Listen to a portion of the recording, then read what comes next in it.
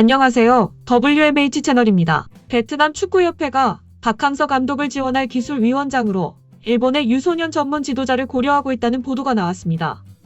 베트남 24H는 지난 18일 베트남 축구협회는 박항서 감독을 지원할 새 기술 고문으로 일본 국적의 아다치 유스케를 선임할 것이라고 보도했습니다.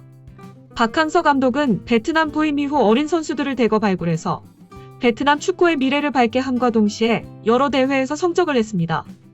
잠시 재계약을 두고 VFF와 잡음이 있었으나 박항서 감독은 연장 계약을 체결한 이후 축구 생활 말년을 베트남에서 마무리하겠다는 각오를 밝힌 바 있습니다.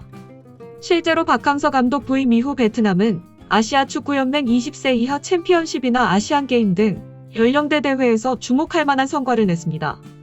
한편 박항서 감독을 선임하며 전폭적으로 지원했던 위르겐 하인츠 게데 VFF 기술위원장은 오는 6월 30일자로 베트남을 떠난다고 합니다.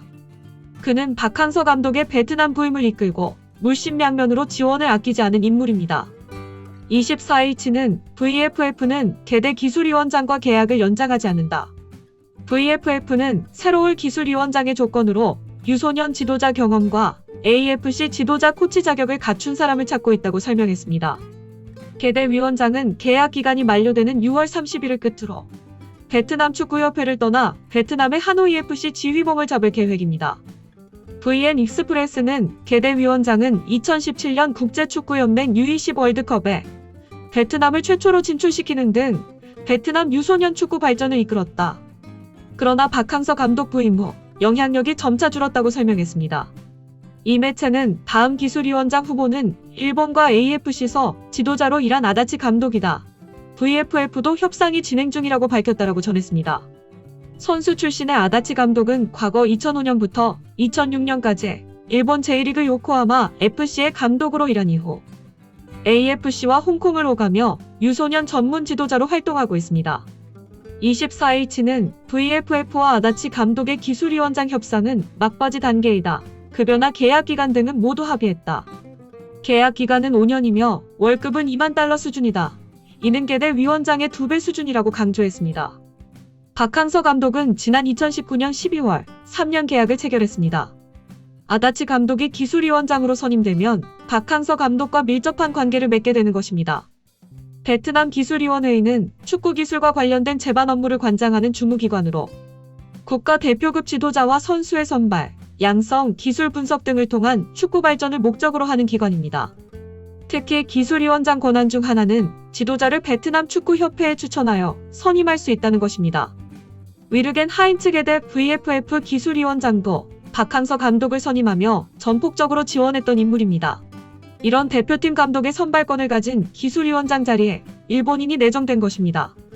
바꿔 말하면 박항서 감독이 성적이 나빠져 베트남의 여론이 좋지 않으면 언제든지 박항서 감독을 경질할 수도 있다는 말입니다.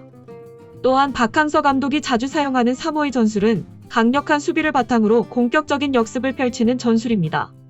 이 3호의 전술로 박항서 감독의 베트남 축구대표팀은 10년 만에 동남아시아 축구연맹 스즈키컵에서 정상에 오를 수 있었습니다. 하지만 만약 보도대로 베트남 축구협회 기술위원장에 일본인이 내정된 후에 박항서 감독이 패배가 많아진다면 일본인 기술위원장의 간섭에 시달릴 수도 있습니다. 일본 축구가 자랑하는 짧은 패스를 통한 축구 전술 이식을 위해 노력할 수도 있고, 더 나아갈 경우 박항서 감독을 경질하고 일본인 감독을 선임할 수도 있습니다. 위르겐 하인츠 게데 VFF 기술위원장은 박항서 감독을 자신이 선임했기에 물심양면으로 도왔지만 아다치 유스케 감독이 기술위원장이 된다면 박항서 감독은 자신이 선임한 감독이 아니며 자신과 축구 철학이 잘 맞는 감독으로 교체도 가능합니다. 물론 몇 게임 졌다고 베트남 국민들로부터 존중을 받고 있는 박항서 감독을 경질하는 것은 쉬운 일은 아니지만 축구라는 스포츠는 국민들의 관심을 받고 있어 몇 게임을 지면 금세 여론이 악화되어 여론들로부터 경질설이 제기될 수도 있습니다. 실제로 올해 초 태국에서 열린 2020 아시아 축구연맹 U23 챔피언십 조별리그에서 베트남이 조별 탈락하자 베트남 언론들은 박항서 감독의 전술을 비난했으며 여론은 악화된 적이 있습니다. 베트남 축구협회는 아마도 같은 아시아인을 기술위원장에 앉혀 박항서 감독과 시너지를 얻으려고 생각할 수도 있습니다.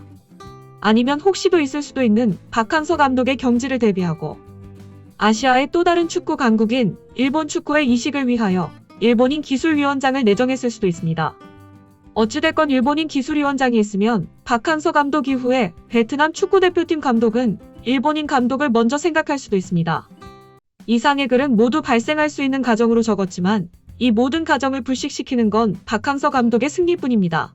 두 한일 지도자가 베트남 대표팀에서 어떠한 모습을 보여줄 수 있을지 주목됩니다. 이상 마치겠습니다. 시청해주셔서 고맙습니다. WMH 채널이었습니다.